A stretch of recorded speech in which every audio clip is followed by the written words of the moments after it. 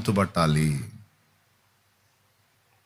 భౌతికంగా నువ్వు డబ్బున్న వ్యక్తివైనా సరే, ఆధ్యాత్మికంగా నీ పేదరికాన్ని ఎప్పుడు నువ్వు దేవుని ముందుకు పోయినా గుర్తుపట్టాలి.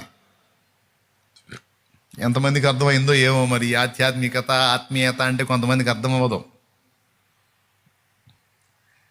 దేవుని ముందుకు పోయినప్పుడు నీ భక్తి విషయంలో ఉన్న లోటుల్ని నువ్వు గుర్తుపట్టాలి అని చెబుతున్నాను నేను. అప్పుడు నీ భక్తి విషయంలో నీకు గర్వం ఉండదు, ధీమా ఉండదు, దీన మనసు ఉంటుంది.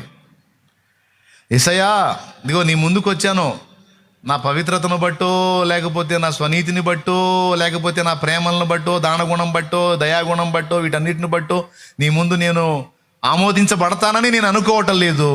కృపతో నన్ను జ్ఞాపకం చేసుకోయ్యా, నీ కృపతోనే నన్ను జ్ఞాపకం చేసుకో.